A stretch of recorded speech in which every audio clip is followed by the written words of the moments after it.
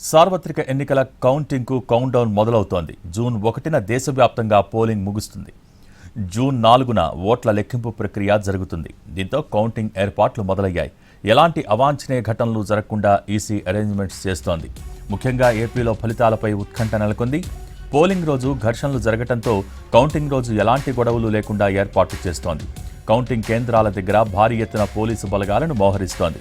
అన్ని జిల్లాల్లోనూ mock drill నిర్వహిస్తున్నారు పోలీసులు.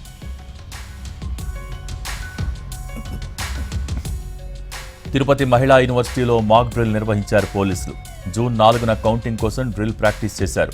తక్కువ సమయంలో అందుబాటులో ఉన్న సిబ్బంది అధికారులతో పరిస్థితులను అదుపులోకి తెచ్చేలా డ్రిల్ చేశారు.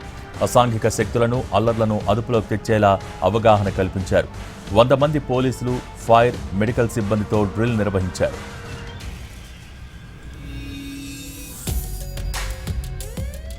కౌంటింగ్ దగ్గర పట్టడంతో కోడూరులో మాక్ డ్రిల్ నిర్వహించారు పోలీసులు. కౌంటింగ్ రోజు ఎలాంటి జాగ్రత్తలు తీసుకోవాలి, ఎలాంటి రూల్స్ అమల్లో ఉంటాయో అవగాహన కల్పించారు.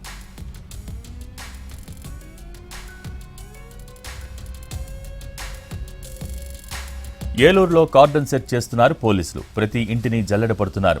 సెర్చ్ ఆపరేషన్లో 100 మంది పోలీసులు, స్పెషల్ పార్టీ బృందం పాల్గొంది. సరైన పత్రాలు లేని 70 బైకులు, 2 ఆటోలు స్వాధీనం చేసుకున్నారు.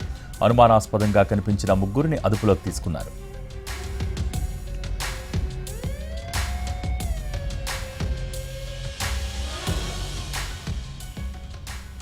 రాజమండ్రిలోనూ పోలీసులు మాక్ డ్రిల్ చేశారు. కౌంటింగ్ రోజు ఎలాంటి రూల్స్ అమల్లో ఉంటాయో అవగాహన కల్పించారు. పోలింగ్ రోజు మాదిరే ఓట్ల లెక్కింపు రోజు కూడా సహకరించాలని ప్రజలకు విజ్ఞప్తి చేశారు.